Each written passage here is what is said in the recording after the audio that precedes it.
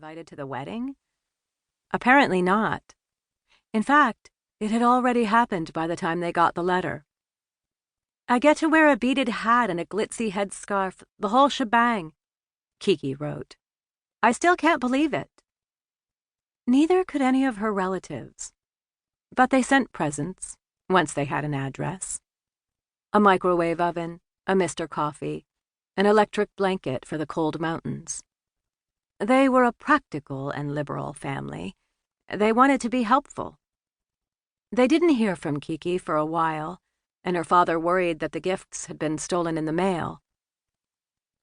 I know it's hard for you to imagine, Kiki wrote, but we do very well without electricity here.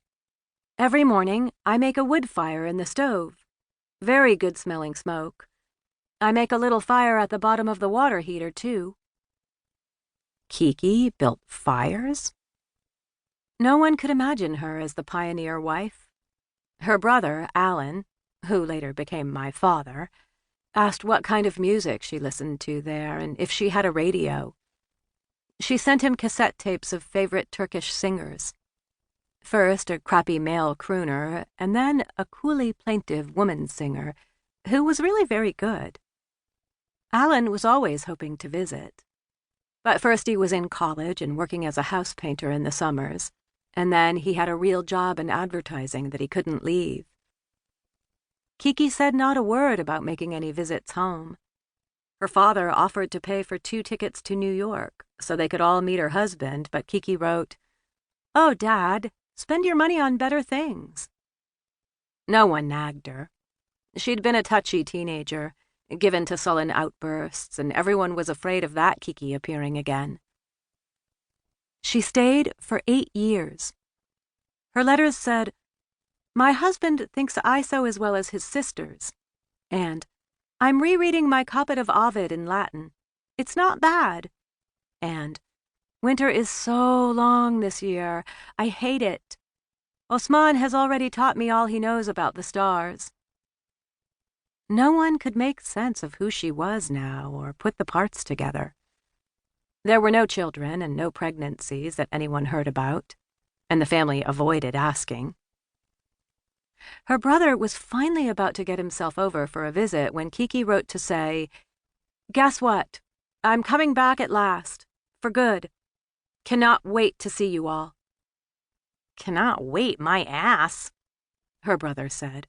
"She waited fine. What's so irresistible now?" No, the husband was not coming with her.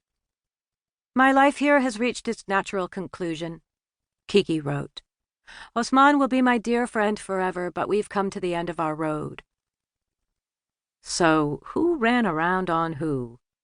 The relatives kept asking. She'll never say, will she? Everybody wondered what she would look like when she arrived. Would she be sun-dried and weather-beaten? Would she wear billowing silk trousers like a belly dancer? Would the newer buildings of New York amaze her? Would she gape at the Twin Towers? None of the above. She looked like the same old Kiki, 31 with very good skin, and she was wearing jeans and a turtleneck, possibly the same ones she'd left home with. She said, "God, look at you!" when she saw her brother, grown from a scrawny teenager to a man in a sports jacket. She said, "Been a while, hasn't it?" to her dad. Her luggage was a mess, very third world, woven plastic valises bailed up with string, and there were a lot of them. She had brought back 9 carpets. What was she thinking? She wanted to sell them, to someone or other. Her brother always remembered that when they ate their first meal together, Kiki held her knife and fork like a European. She laughed at things lightly, as if the absurdity of it all wasn't worth shrieking over. She teased Alan about his sunglasses. "You look like a genius in them. And his large appetite has not changed since you were 8. She certainly sounded like herself. Wasn't she tired from her flight? "No big deal," she said. She'd had a crappy job in a bookstore before going off on her travels.